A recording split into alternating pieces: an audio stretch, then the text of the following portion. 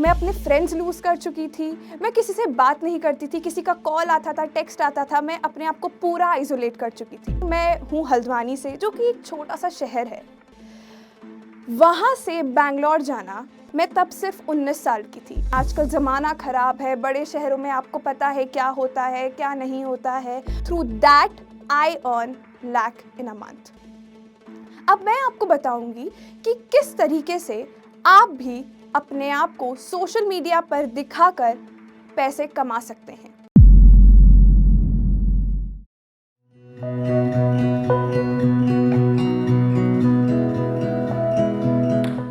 Hello everyone, मेरा नाम है चिन्मया त्रिपाठी। आज जोश टॉक्स आशा ने मुझे इस प्लेटफॉर्म पे बुलाया है, तो उसके पीछे एक रीज़न है। आज मैं आपको बताऊंगी कि आप कम उम्र में किस तरीके से लाखों कमा सकते हैं, जिस तरह मैंने कमाए।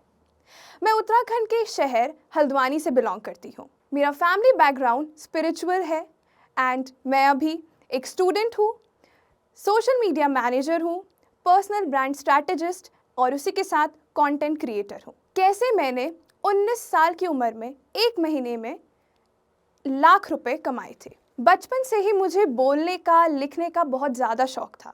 मैं एक एक्सट्रोवर्ट पर्सनालिटी की हूँ। मुझे फ्रेंडशिप करना, लोगों से बात करना, अपनी बातें रखने का बहुत ज़्यादा शौक है। एम्बिशियस मैं बचपन से हूँ, लेकिन मेरे जो एम्बिशन थे वो डिफाइन नहीं थे। जैसे कि कभी मुझे टीचर बनना था, तो कभी डॉक्टर, कभी इंजीनियर, तो कभी लॉयर। मुझे एक्टिंग में भी जाना था, मुझे सिंगिंग में भी और डांसिंग में भी। लेकिन कहते हैं जो आपके लिए रास्ता बना है उसी पे आपको चलना है। 2020 में जब कोविड का टाइम था, उस टाइम पे जब लॉकडाउन चल रहा था, तो मेरे साथ कुछ ऐसा हुआ जिससे मैं पूरी बिखर चुकी थी। ये रीज़न लॉकडाउन नहीं था, बल्कि एक बहुत ज़्यादा पर्सनल रीज़न था, जो कि शायद अभी बताना ये मुश्किल होगा। लेकिन उस टाइम पर मैं अपने फ्रेंड्स लूज़ कर चुकी थी, मैं किसी से बात नहीं करती थी, किसी का कॉल आता था, टेक्स्ट आता था, मैं अपने आप को पूरा आइसोलेट कर चुकी थी। लेकिन कहीं ना कहीं कुछ कोट्स पढ़ के, किसी के बारे में सुन के मैंने अपने आप को स्ट्रॉन्ग किया और उस समय मैंने शुरू किया लिखना। उस लिखने की वजह से और उस बोलने की वजह से मैंने वीडियो कंटेंट क्रिएट किए, मैंने लिखना चालू किया, मैंने ब्लॉग्स मैंने लिखे, लेकिन उसको मैं खुद तक सीमित रखती थी। मैंने बाहर कभी सोशल मीडिया पे वो चीज़ नहीं दिखाई। उसके बाद मैंने डांस वीडियोस बनाना स्टार्ट किया, जो कि मैंने यूट्यूब पे अपलोड किया।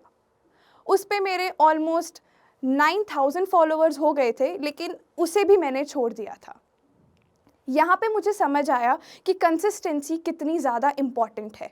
जब लॉकडाउन ख़त्म हो रहा था, पिछले साल मार्च के टाइम पे मेरे एक टीचर है, उन्होंने मुझे बैंगलोर बुलाया कि आप हमारे साथ आओ और काम करो, क्योंकि आपके अंदर वो चीज़ मुझे दिख रही है जो हमें हेल्प करेगी, आपकी जो स्ट्रेंथ्स है उसे वो पॉलिश करेगा।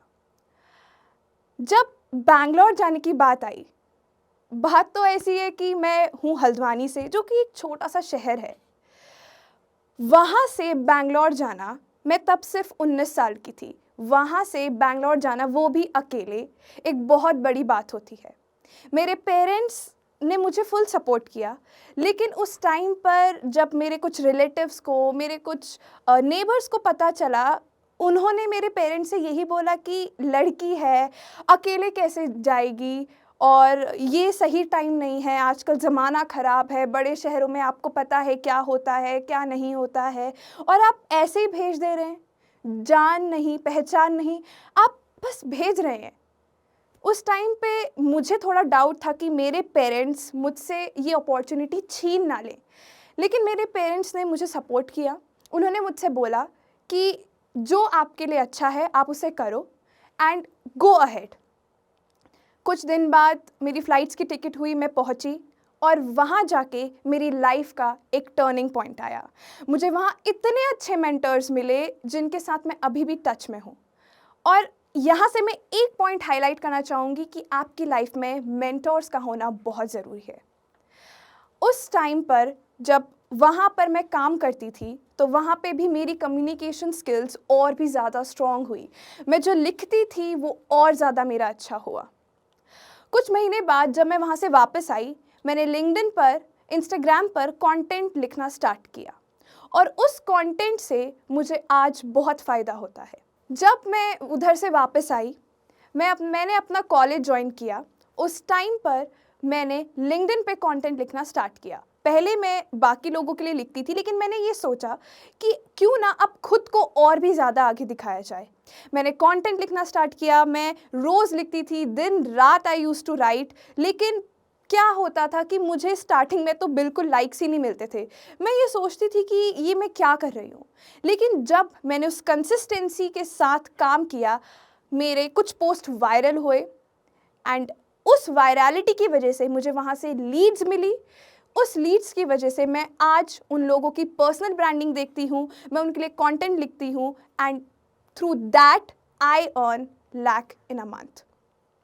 अब मैं आपको बताऊंगी कि किस तरीके से आप भी अपने आप को सोशल मीडिया पर दिखाकर पैसे कमा सकते हैं। सबसे पहले एक पॉइंट आपको ध्यान में रखना है कि आपकी जो नीश है, यानी कि जो आपका टारगेट ऑडियंस है, आपको उसे पहचानना पड़ेगा। वो आप कैसे पहचानेंगे? सबसे पहला पॉइंट आता है आपका इंटरेस्ट। एक काम करो, एक पेपर में आप 10 टॉपिक्स लिखो। उन 10 टॉपिक्स को नो मैटर आप इंस्टाग्राम पे हो या लिंक्डइन पे हो, आप उसको उस पर डालो। चाहे आपको वीडियो कंटेंट क्रिएट करना है, चाहे आपको रिटन कंटेंट क्रिएट करना है, स्टार्ट पोस्टिंग देम। क्योंकि आप उन्हें पोस्ट करोगे तो आपको पता चलेगा कि मेरी ऑडियंस क्या चाहती है। आपने 10 टॉपिक्स लिए, चाहे वो फूड से रिलेटेड हो, चाहे वो ब्यूटी से रिलेटेड हो, चाहे वो ट्रैवलिंग, चाहे वो मोटिवेशन, कुछ भी आप लिखो। आप रेगुलर बेसिस पे वो चीज़ करो। जब आपने उसे रेगुलर बेसिस पे किया, आपको पता चलेगा कि कौन सा कंटेंट आपका आगे बढ़ रहा है।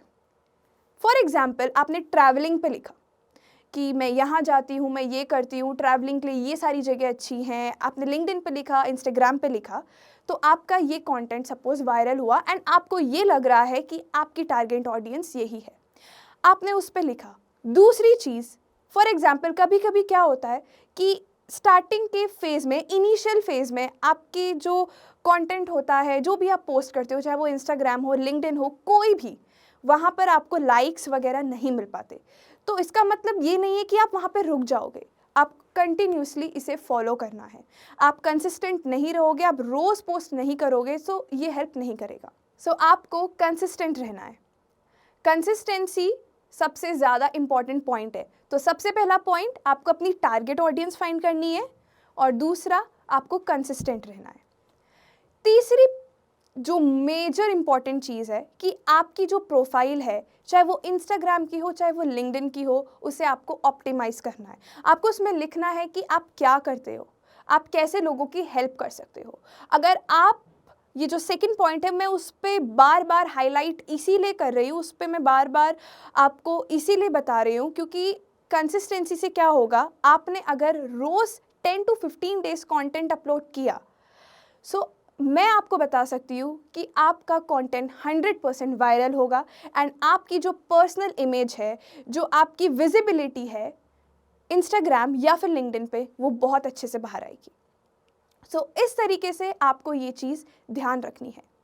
आपने ये सारी तीनों चीज़ों पे ध्यान दिया, उसके बाद आपको अपने एंड से ये देखना है कि आप जो करते हो, आप इस फील्ड में किस तरीके से लोगों की हेल्प कर सकते हो। आपने कंटेंट तो बना दिया, लेकिन ज़रूरी नहीं है आप सिर्फ कंटेंट के थ्रू पैसे कमाएं।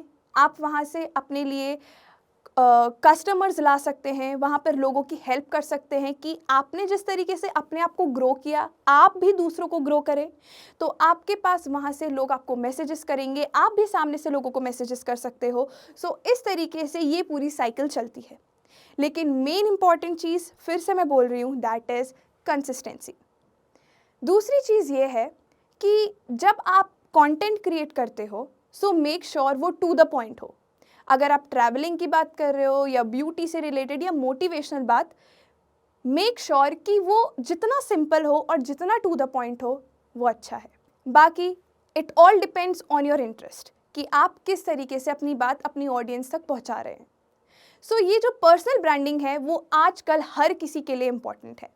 लेकिन कहीं ना कहीं मैं ये देख रही हूँ कि मुझे ही नहीं, बहुत सारे लोगों को अभी ये लगता है कि जो लड़कियाँ होती हैं उन्हें ये लगता है कि यार सोशल मीडिया पर आएंगे हमारे लिए सेफ़ नहीं है, सोशल मीडिया पे इतना नहीं, ऐसा कुछ भी नहीं है।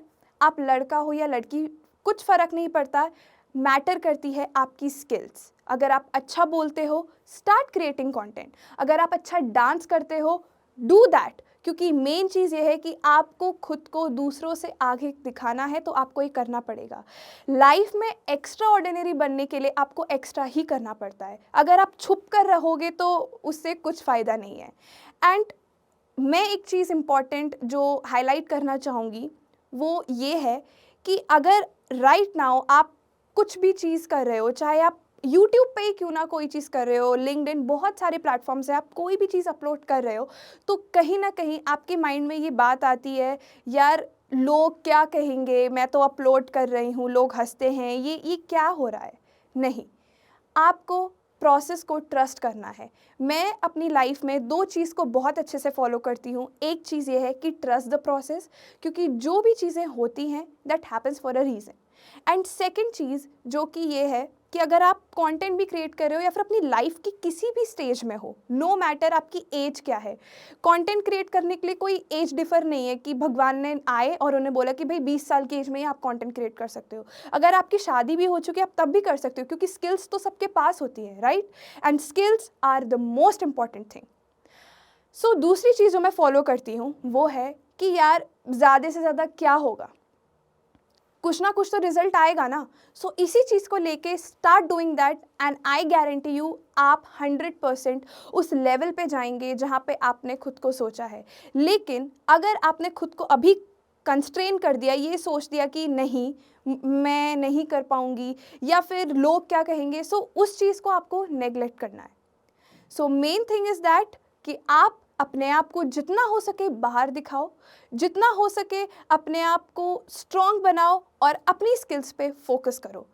तो लास्ट में मैं बस इतना ही कहना चाहूँगी कि आपको खुद पे सेल्फ कॉन्फिडेंस होना चाहिए, खुद के चीयर लीडर बनो।